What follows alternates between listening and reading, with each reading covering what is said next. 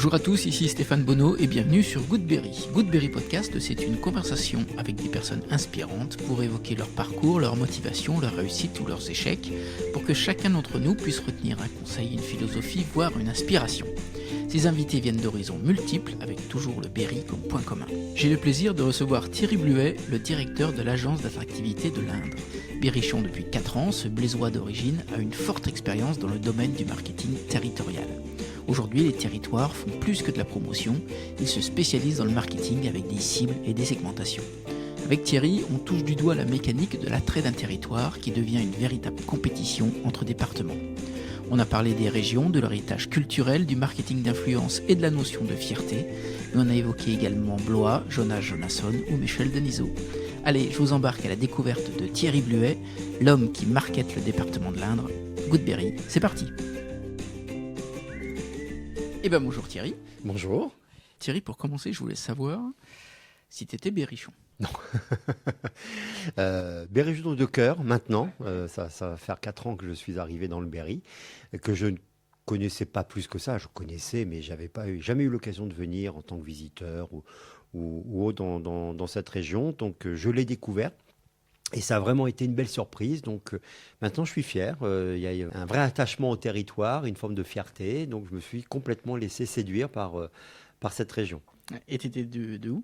Pas loin. Hein. Mes origines sont du Loir-et-Cher. Donc j'étais voisin, mais sans pour autant que y a le Cher qui fait cette frontière entre le Loir-et-Cher et l'Indre. Et mes blagues à part, non, c'était une destination que je n'avais pas l'occasion de fréquenter, n'ayant pas d'attache familiale ici.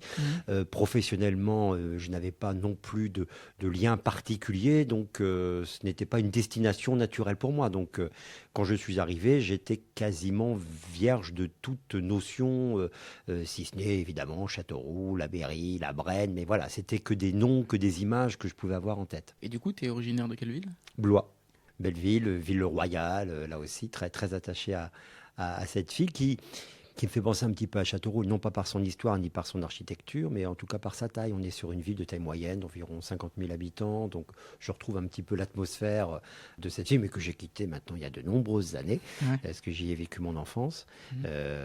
J'y ai encore des attaches, donc j'y vais 2-3 fois dans l'année à peu près. Donc c'est une ville que j'ai vue aussi évoluer, tout comme Châteauroux, dont on me dit que c'est une ville qui a beaucoup évolué ces dernières années. Tu parles de ton enfance à Blois. Tu voulais faire quoi, toi, petit ? Qu'est-ce que je voulais faire petit ? Bonne question. J'ai dû être pompier à un moment, je pense. Je sais que je voulais être cascadeur. Cascadeur ? Oui, c'est un truc qui, jeune ado, c'est un truc qui me motivait. Je ne sais pas pourquoi, mais j'ai des souvenirs de monter au haut de l'armoire et de sauter sur mes frères pour reconstituer des scènes de cow-boy ou des trucs comme ça. Je me suis jamais blessé, donc un beau cascadeur. J'ai un beau cascadeur, mais ça s'est arrêté là. Hein. Ça a duré le temps d'un feu de paille, je pense. Et ensuite, c'était la photo qui m'a motivé. Photo que j'ai pratiquée pendant plusieurs années et qui m'avait guidé vers une école de cinéma, l'école Louis Lumière à Lyon, qui est la plus connue. Mais bon, c'était des idées que je n'avais pas plus creusées dans mon parcours bac, puisque j'ai un bac sciences éco, un peu limitant pour faire le concours. C'est le souvenir que j'en ai en tout cas, le concours d'entrée de l'école de cinéma qui demandait quand même des notions scientifiques, je me souviens. Ça m'a complètement rebuté. Je me dis, si c'est ça, l'école, à l'époque, je n'avais pas cherché davantage. Et c'est vraiment par dépit que je me suis dit, mais si je ne fais pas cette école, que vais-je faire ? Et ma petite bande de copains de l'époque, on était donc en terminale, donc c'était tardif.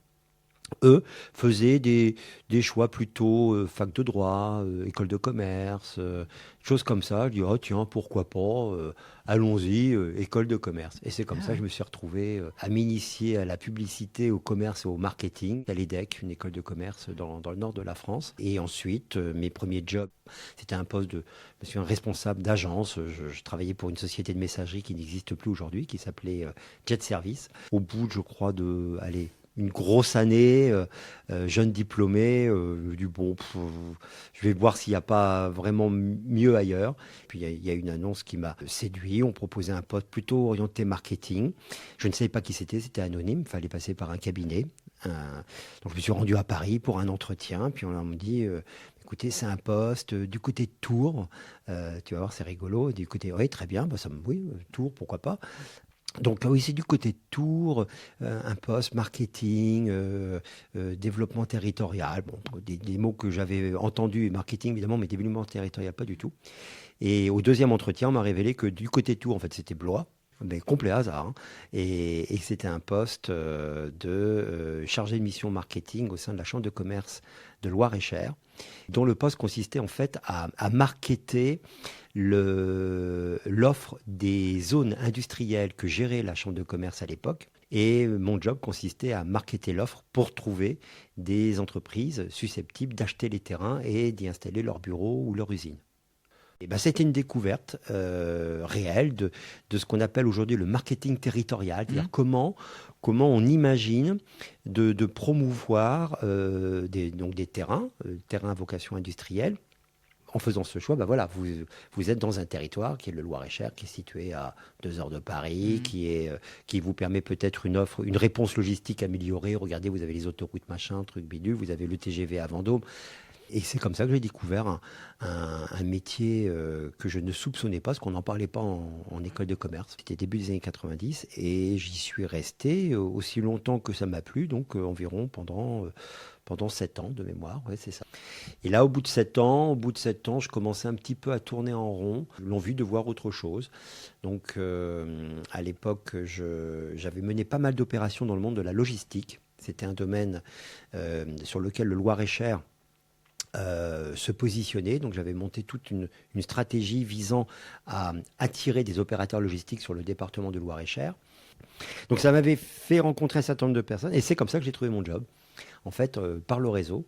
En matière de job, on parle souvent de l'effet réseau. Bah, là, le fait est que le réseau a parfaitement fonctionné puisque on m'a proposé le poste de directeur communication d'une société qui aujourd'hui s'appelle FM Logistique.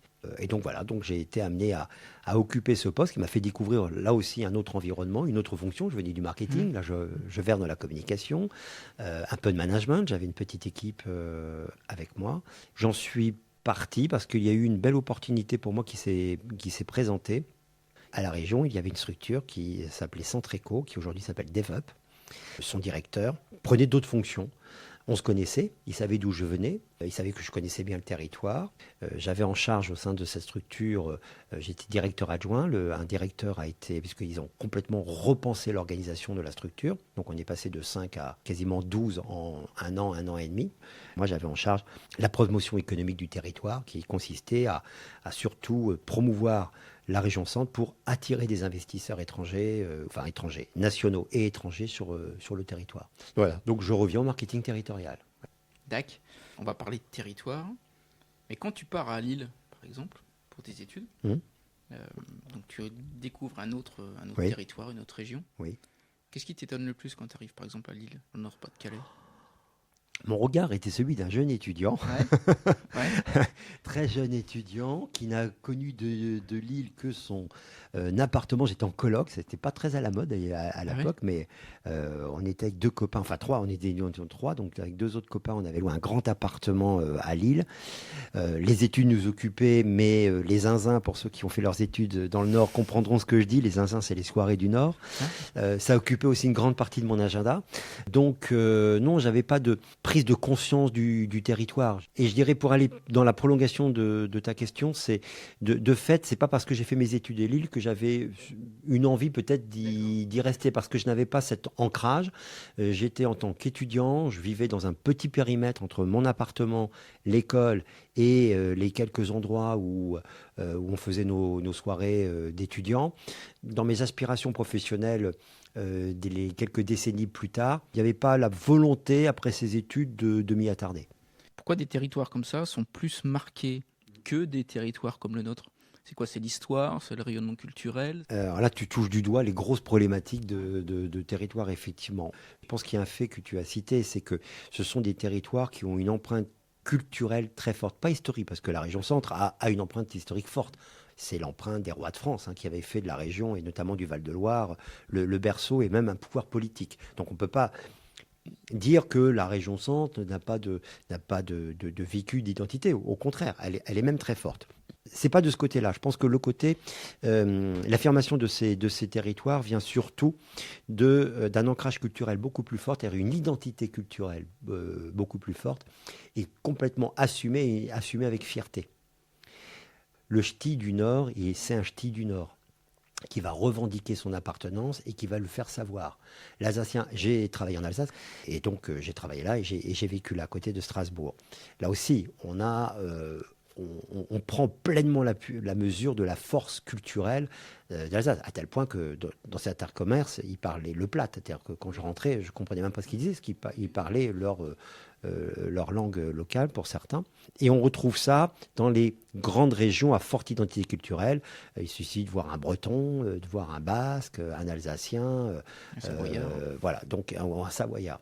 Et tout l'enjeu, là, pour revenir un petit peu à mon quotidien aujourd'hui, le poste que j'occupe, et qui consiste à promouvoir le département de l'Indre, c'est ce sur quoi d'ailleurs on est en train de travailler, c'est la notion de fierté.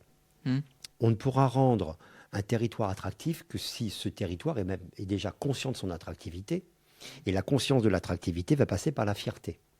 Et donc on a tout un travail où, moi qui ne suis pas berrichon, qui ne suis pas indrien, qui suis arrivé il y a récemment, on va dire, ça fait à peine 4 ans que j'ai pris mes fonctions et ça fait un peu plus de 3 ans que je m'y suis installé. Je perçois que cette fierté, elle est là, elle est latente, mais elle est peu exprimée, quand parfois c'est même mal exprimé. C'est-à-dire il y a tellement de pudeur dans l'expression qu'on va dire on est fier, mais on va tout de suite, sans dénigrer, mais oui, mais bon, je vous dis ça, mais bon, on n'est peut-être pas meilleur que les autres, ou il y a peut-être plus beau que nous. Ben non, enfin oui, il y a peut-être meilleur, mais Crotte, c'est un beau département, les gens sont accueillants, chaleureux. Pour qui aime la nature, c'est un département qui coche de nombreuses cases. Il y a une qualité de vie réelle quand on arrive sur ce territoire. Donc il faut le dire. Donc soyons des ambassadeurs. Et je pense que plus qu'un Indrien d'aujourd'hui, il est clair que le breton, le basque, le ch'ti, le normand a cette faculté de manière quasiment spontanée à parler de son territoire et à dire « je suis fier de venir d'où je viens ». Et ça, c'est quelque chose qui aura besoin d'être affirmé. Et dans mon parcours professionnel que j'ai pu exercer également en région Centre, puisque donc, j'étais directeur du développement économique pour l'Agence régionale de développement économique. Donc mon job, c'était de promouvoir la région Centre. J'avais la même difficulté, c'est-à-dire que la région Centre, la première chose que l'on devait dire à nos interlocuteurs, qu'ils soient français ou étrangers, c'est d'abord la région Centre. C'est où ? Oui. Parce que j'avais des Français, il faut se tenir à la rambarde, hein, qui situaient même Saint-Étienne en région Centre. Donc des fois, la géographie, elle était quand même plus que nébuleuse. Alors souvent, on rattachait vaguement l'Auvergne. On se disait centrale, oui, c'est peut-être bon. Par contre, d'imaginer que la région Centre, c'est aussi Chartres et Dreux, qui pour le coup embrasse la Normandie, c'est vrai que c'est pas immédiatement perceptible. Donc il y avait déjà un premier travail, mais la région Centre, c'est où ? Alors qu'il n'y a pas besoin de situer la Bretagne, il n'y a pas besoin de situer le Pays Basque, il n'y a pas besoin de situer l'Aquitaine, parce que c'est dans la culture globale. C'est vrai que la région Centre, c'est ce qu'on dit souvent, c'est pas une région culturellement naturelle, c'est une région qui a été constituée de manière purement administrative, avec du Berrichon, du Sologno, du Percheron, du Beauceron, etc., qui sont des petits territoires, etc., mais qui ont des typicités assez différentes. Donc on n'a pas une structuration régionale qui permet d'avoir une affirmation culturelle forte. On peut affirmer notre histoire, mais la culture est un peu du mal. Donc je pense que c'est en cela que provient la principale différence. Est-ce qu'il n'y a pas aussi ce vivons heureux, vivons cachés ? Il y a un peu de ça.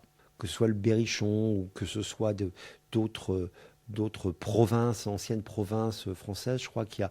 Je parlais de pudeur, ça en fait partie, c'est-à-dire qu'on n'est pas là pour se montrer, on n'est pas là véritablement pour briller. On est là, on fait ce qu'on a à faire, on n'a pas besoin de le clamer haut sur les toits. Donc il y a cette notion de vivons heureux. Alors vivons heureux, vivons cachés, pris dans une forme, oui, pourquoi exprimer nos qualités, pourquoi exprimer le fait que, effectivement, ici on a le centre de l'accueil, et effectivement ici on a un beau département, effectivement ici on a des savoir-faire. On pouvait à un moment penser que le fait que Ça existe, est naturel, il n'y avait pas besoin forcément de le promouvoir au-delà, et donc il y avait une forme de vivons heureux, vivons cachés.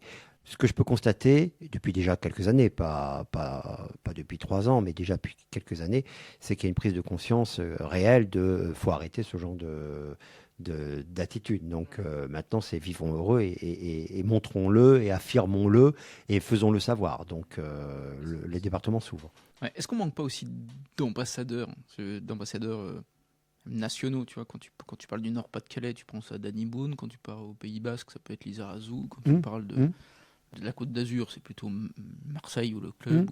Est-ce qu'il n'y a pas comme ça un défaut de personnalisation du territoire chez nous? Dans les exemples que tu viens de citer, je pense que ça renvoie à ce qu'on vient de se dire, à savoir que, encore une fois, ces ambassadeurs l'affirment parce qu'ils sont dans des régions où cette notion d'appartenance et de fierté, elle est quasiment ancrée, c'est quasiment dans les ADN. Les ambassadeurs, par exemple, on a au sein de l'agence des parrains, comme Michel Denisot, comme les Blancas, comme les Baudins. Pour autant, Michel Denisot, il passait pas son temps sur les antennes de Canal à dire moi qui suis de Châteauroux, ou moi qui suis du Berry, ou moi qui suis de l'Indre. Ce qui n'est pas le cas d'autres. Danny Boone, qui en a fait même une marque de fabrique un petit peu, puisque même dans ses sketchs, il emprunte des personnages venant du Nord. Lizarazu, rien que son nom, Bichente Lizarazu, et on sait qu'il aime bien parler de sa région, etc. Donc, je pense qu'on retrouve cette pudeur, et on retrouve cette notion de, oui, on est peut-être de l'Inde, oui, on est peut-être effectivement du Berry, mais bon... pourquoi le montrer, pourquoi le mettre en avant, même si, pour parler de Michel Denisot, c'est quelqu'un qui n'a jamais caché son attachement pour le territoire, son attachement pour la Berry. Et il en a fait, encore ces dernières années, la démonstration. Pour d'autres, c'est des choses sur lesquelles je pense que ça leur vient pas forcément à l'esprit que d'affirmer leur origine, parce que effectivement on est dans une région qui est moins connue, moins lisible que peut l'être d'autres régions de France. Et donc toi, comment tu arrives à l'attractivité de l'Indre, ici, à l'agence?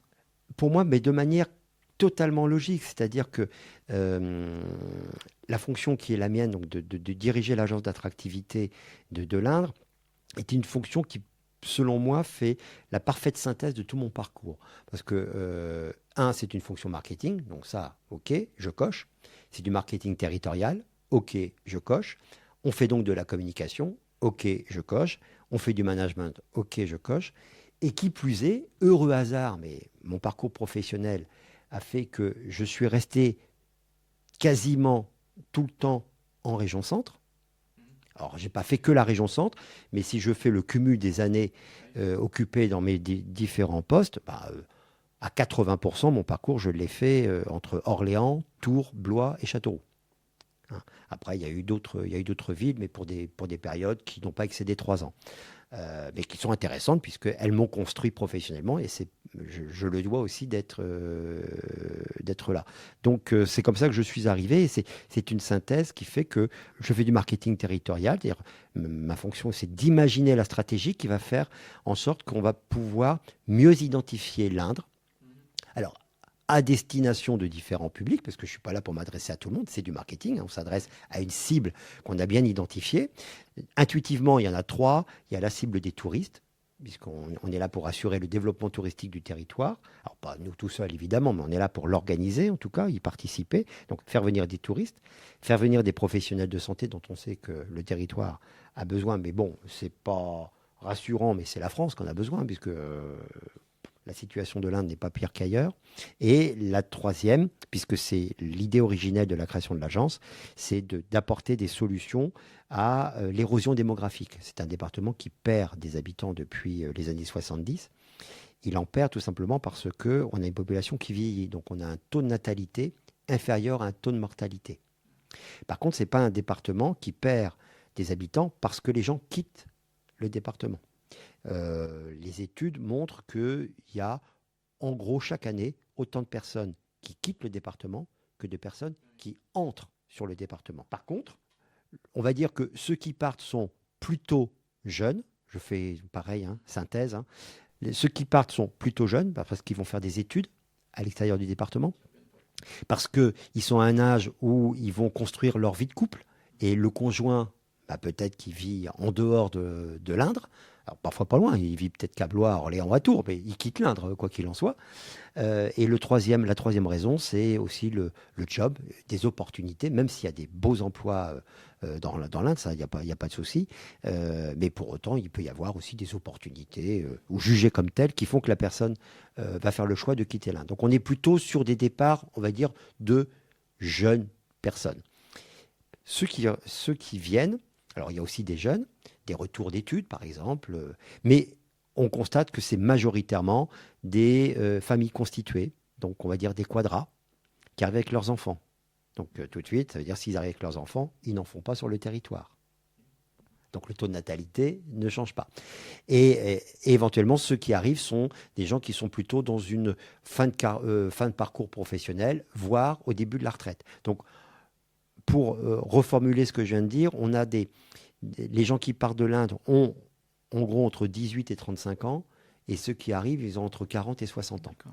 Pareil, il y a peut-être des statisticiens ou des économistes qui m'écoutent et qui vont faire des bons. Je suis là simplement pour donner des grandes tendances, mais en gros, si on veut schématiser les courants, on est à peu près là-dessus. Et donc, il fallait apporter des réponses pour faire en sorte que la population du département ne s'érode pas davantage, puisqu'on perd de la richesse. C'est des difficultés pour les entreprises à recruter, c'est des difficultés pour les collectivités à maintenir des services publics, des difficultés pour les écoles à maintenir des classes ouvertes. Donc voilà ce que ça implique en termes ce qu'implique l'érosion démographique. Donc on est là pour tenter de freiner cela. Donc c'est pour ça que notre troisième cible, ce sont les personnes qui envisagent ce qu'on appelle une mobilité géographique, c'est-à-dire qui disent j'habite dans un endroit qui ne me convient plus et je voudrais aller ailleurs. Et alors, après, dans les raisons de mouvement, ça peut être le boulot, ça peut être la qualité de vie, etc. Donc à ces gens-là, à ces touristes, à ces professionnels de santé, à ces personnes qui sont dans une réflexion de mobilité, eh bien, on apporte un discours et on apporte des arguments pour faire en sorte que, dans leur réflexion, l'Indre fasse partie de leur schéma d'études. Mais si on parle marketing, la difficulté, c'est que tu ne sais pas où se trouvent ces gens-là. On fait des choix. On sait à peu près où ils se trouvent pour deux d'entre eux, à savoir les touristes et les candidats à la mobilité. Alors, il y a un flux touristique, on va dire régional, c'est-à-dire des gens qui habitent Tours, Chartres, Orléans et qui viennent pour des courts séjours dans l'Indre, ou voire à la journée ou au week-end, mais ça fait partie du flux touristique. Bon, ça représente une partie, peut-être 20-30% à peu près des touristes. Par contre, la grande masse extérieure, c'est les Franciliens. D'accord. Donc la grande région parisienne. Après, on va avoir les gens du Nord. Et puis après, c'est la façade de l'Atlantique. On voit de plus en plus de Bretons, par exemple, venir découvrir le Berry et particulièrement le département de l'Indre, qu'on ne voyait pas forcément avant Covid, en gros. Donc, parce que on sait à peu près d'où viennent les touristes, on va s'attarder sur ces territoires pour promouvoir la destination Indre comme une destination touristique. Et quand on regarde les flux migratoires, ça vient également de la région parisienne. Donc on a une convergence géographique qui fait que ça nous permet, nous, de massifier nos moyens plutôt sur l'Île-de-France, à destination d'un discours touristique et d'un discours d'attractivité, ce qu'on appelle l'attractivité résidentielle, du style quitter Paris pour venir vivre dans l'Indre. Alors avec derrière, dit comme ça paraît simple, mais évidemment, il y a les réponses à apporter en termes d'emploi, en termes de logement, en termes de formation pour les gamins. Enfin, il y a plein de choses. Bon, ça, on sait faire. C'est dans notre ingénierie de service, dans notre ingénierie de réponse. Pour les professionnels de santé, on sait où ils sont parce que on va viser la proximité, à savoir les étudiants. Donc, c'est Tours et Orléans, pareil, pour faire simple. Majoritairement, Limoges, mais bon, là, il y a des contraintes administratives, parce que ce n'est pas la même académie, donc ça nous pose des problèmes d'attractivité qu'on essaie de lever. Donc, on va draguer les étudiants parce que on veut leur inséminer la petite graine de l'Indre à l'occasion de stages qu'ils feraient sur le territoire, pour leur proposer des stages les plus qualitatifs possibles, que ce soit en exercice médical, que ce soit à côté de l'exercice médical. Donc on va les aider à trouver un logement. On va organiser pour eux des événements pour qu'ils se rencontrent, pour qu'ils puissent nouer des réseaux et qu'ils puissent partir en disant « Purée, j'ai passé un bon moment. C'était sympa. J'étais dans l'Inde. J'ai eu un exercice médical de mon stage qui était vraiment bien, sympa. 2, En plus, j'étais super bien accueilli. On m'a dépatouillé mes problématiques de logement, de logistique, que sais-je encore. En plus, on m'a fait faire de l'avarabe, du bowling, du tir à la carabine, du lancer de hache, que sais-je encore. Tout ce que je vous dis, c'est vrai, hein. Et donc, voilà. Donc, on insémine cette petite graine. Et ça marche. C'est-à-dire qu'aujourd'hui, après 4 années d'exercice, on voit que parmi les étudiants, certains, alors d'abord le bouche à oreille fonctionne, c'est-à-dire ça commence à se savoir que dans l'Indre, on fait des stages intéressants, qu'on est bien accueillis, qu'il y a une vraie qualité d'exercice. Donc ça commence à se savoir, donc c'est très bien. Des étudiants qui sont venus reviennent et qui nous disent, je reviens parce que j'ai vécu quelque chose qui me donne envie de revenir. C'est l'expérience client, quoi. C'est l'expérience. On est dans le marketing, hein, complètement. Nous, on utilise les mêmes codes. Hein. Donc, c'est l'expérience client. Et on arrive, et alors là, pour nous, c'est le Graal, à avoir certains d'entre eux qui nous disent clairement, moi, c'est, en tout cas, les premières années d'exercice, je vais les faire ici. Donc, on est bien dans l'objectif de tendre à attirer des professionnels de santé. Après, pour les professionnels qui sont en exercice, là, c'est plus ils sont disséminés. Alors pareil, on va plutôt toucher le métropolitain, on va plutôt toucher le professionnel de santé d'Île-de-France parce que eux sont face à des problématiques d'incivilité, des problématiques de stress profond et d'insécurité. Donc on essaie de leur apporter une réponse comme quoi ici l'exercice sera plus serein, une patientèle plus bienveillante, un exercice qui peut donner plus de sens aussi, puisqu'on voit bien que les médecins, enfin quand je dis les médecins, les professionnels de santé, donc ça peut être des dentistes, des médecins, des gynécos, tout ce monde médical dont on a besoin. Donc c'est aussi ce genre de réponse et qui est complètement audible auprès d'eux.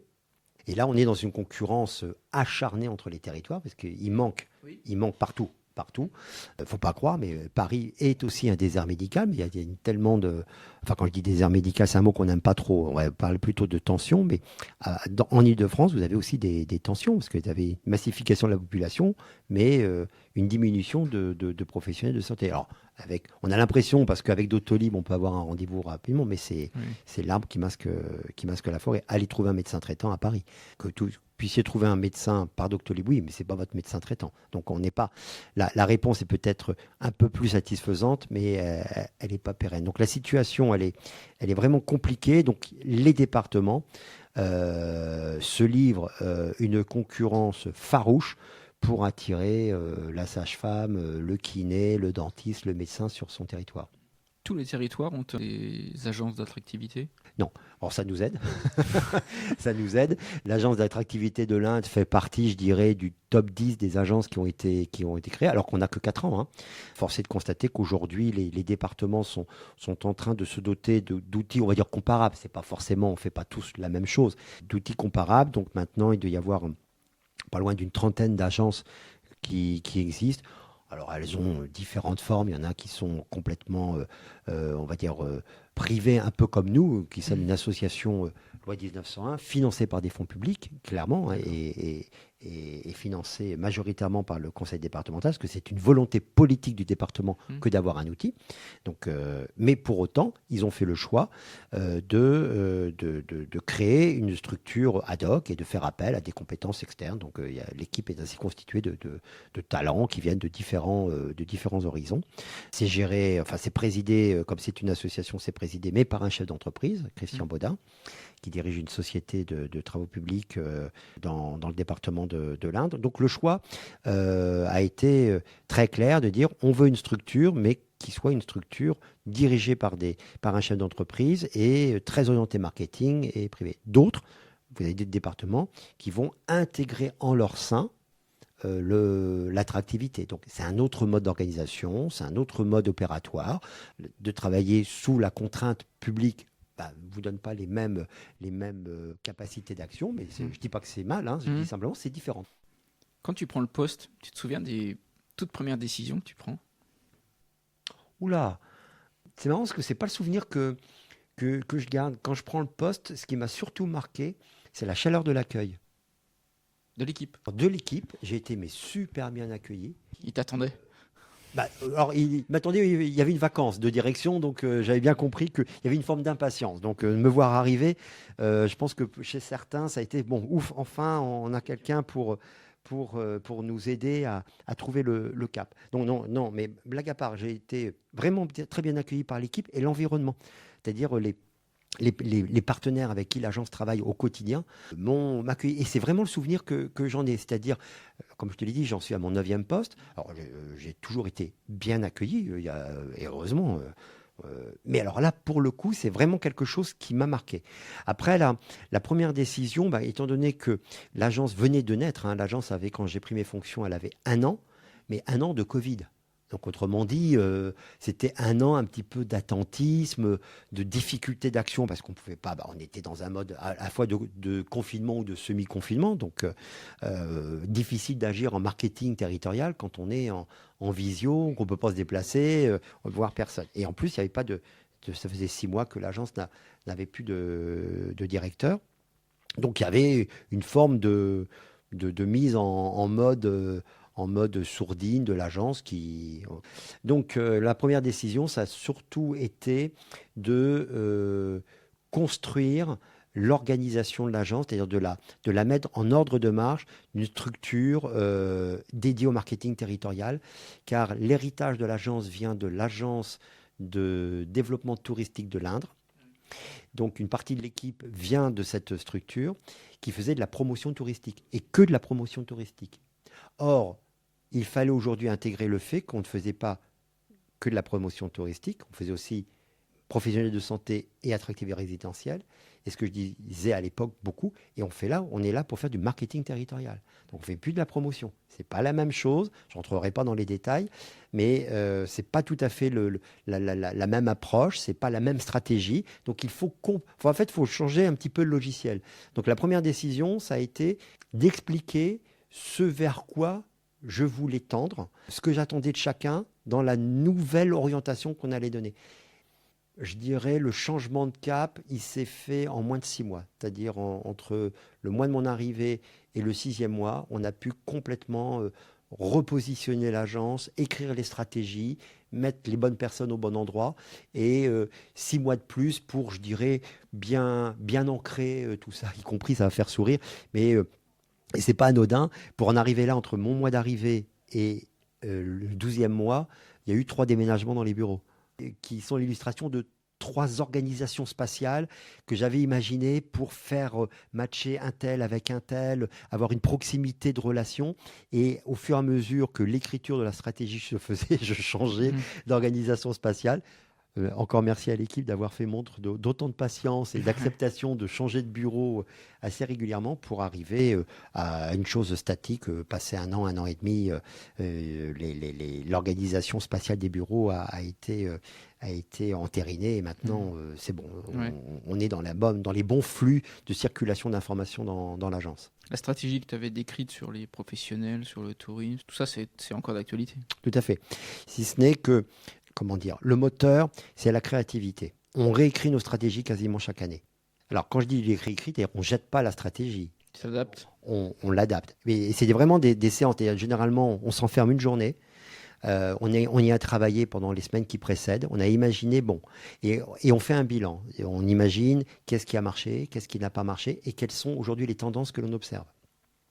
Par exemple, on a dans la stratégie des professionnels de santé des signaux d'alerte qui nous ont été donnés là dans les 6 derniers mois sur la pharmacie et les pharmaciens. Problématique également de recrutement de pharmaciens. Donc tout de suite, il a fallu adapter notre stratégie pour intégrer la problématique pharmacie dans notre marketing et donc intégrer une nouvelle cible, un nouveau mode opératoire. Dans le tourisme, pareil. La veille fait qu'on a pu observer que les Bretons ou la côte atlantique étaient plus présentes. Donc, adaptation de la stratégie pour intégrer cette cible dans la manière d'opérer. En matière d'attractivité résidentielle, on est en train de tout réécrire. C'est-à-dire on est en train de complètement repenser notre stratégie destinée à attirer des nouveaux résidents sur les territoires. Ça, c'est grâce aux 3 années qui viennent de se passer. On était vraiment dans du test and learn. On a tenté des choses qui ont marché pour certaines, moins marché pour d'autres, voire complètement foiré pour certaines. Et maintenant, on est capable d'avoir une vision très claire. Et là où on se parle, on est vraiment pas devant une feuille blanche, mais dans une réécriture totale. On a repensé nos personas. Là, je m'adresse aux marketeurs. On a complètement réécrit nos personas, réécrit nos stratégies. Et on est en train de mettre en place, là, pour la fin de l'année 2024, toute une stratégie nouvelle. Et tout le monde dans l'équipe, et je dis bien tout le monde, du comptable aux stagiaires, en passant évidemment par le service com, c'est dès qu'ils ont une idée, de la partager. Parfois, on crée des ateliers, c'est-à-dire on se réunit. Et derrière, c'est de dire, ne nous bridons pas. Exprimons les idées, quelles qu'elles soient. Et je peux te garantir que, ça ne veut pas dire que c'est souvent le cas, il ne faut pas exagérer, mais d'une idée qui peut paraître complètement saugrenue, derrière, on tire un fil et on arrive à quelque chose, on dit, mais tiens, là, il y a peut-être quelque chose à creuser. Là, on va aller un petit peu plus loin et on construit comme ça. Top. Pour finir, Thierry, j'ai quelques petites dernières questions rapides pour finir le podcast. Si tu avais un livre à me conseiller. Alors je suis un gros lecteur, mais pour le ton décalé que j'aime bien, c'est d'un auteur suédois qui s'appelle Jonas Jonasson, qui a écrit différents romans, notamment comme Le centenaire qui ne voulait pas vieillir. Enfin, pardon, pour le titre, c'est peut-être pas forcément ça. Et qui en a fait des suites. Et pour qui aime, c'est pas absurde, mais c'est décalé. C'est décalé. Et pour ceux qui aiment vivre des histoires invraisemblables, et c'est en cela que l'invraisemblance, moi, me réjouit. C'est pas tout à fait ma même génération, mais Pierre Dac, qui est dans l'absurde, ou un des proches aussi, qui flirtait avec l'absurde et l'invraisemblance, font partie de gens que j'aime bien. Donc Jonas Jonasson, quel que soit son bouquin, parce que j'en ai lu un paquet, je me suis jamais trompé. Top. Pour parler de territoire, est-ce qu'il y a une ville que tu me conseilles de visiter? Alors, Blois.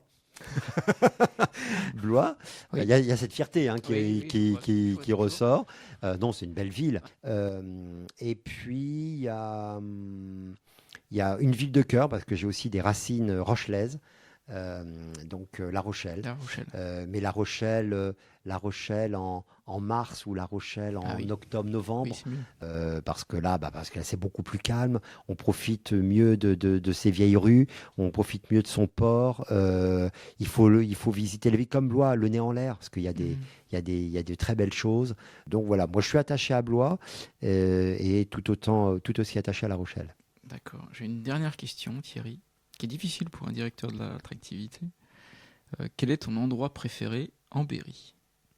Celui qui m'a donné envie de venir, et c'est vrai, c'est le Rocher de la Fileuse. Ah, génial. Ouais. Et en fait, pour la petite anecdote, lorsque le poste m'a été proposé, avant que de dire oui, il y avait une double réponse à apporter. La première, c'est est-ce que je dis oui au poste? Et est-ce que je dis oui au fait de venir possiblement m'installer dans la région? Parce qu'à l'époque, j'habitais à Orléans, donc c'est pas excessivement loin, mais enfin, je l'ai fait pendant 6 mois. Orléans, Châteauroux tous les jours, à un moment, ça pèse. Donc évidemment, il n'était pas question que ça continue comme ça, et je m'installe. Et avec ma femme, un week-end, alors que je devais prendre une décision, eh bien, on a consacré un peu de temps à aller sur Internet, qui présentait le département et qui dit, l'Indre, c'est ça et ça. Et je suis tombé sur le Rocher de la Fileuse. Et en fait, j'ai vu pas mal de photos qui m'ont fait découvrir un département que je connaissais mal et qui m'ont fait dire tout simplement, mais l'Indre, c'est aussi joli que ça, c'est ça l'Indre. Et quand j'ai vu le Rocher de la Fileuse, ça a fini de me convaincre. Et je ne veux pas dire que ma décision a été prise uniquement sur le Rocher de la Fileuse, mais il a été pris aussi parce que j'ai vu un département qui m'a paru beau et me dit, mais ça a l'air vraiment sympa que de promouvoir et de participer à la promotion d'un département aussi sympathique et aussi beau que ça. Donc, allons-y. Si tu pouvais qualifier le département en un seul mot? Chaleureux. Eh bien, bonne conclusion. Merci. Merci Thierry. Merci Stéphane.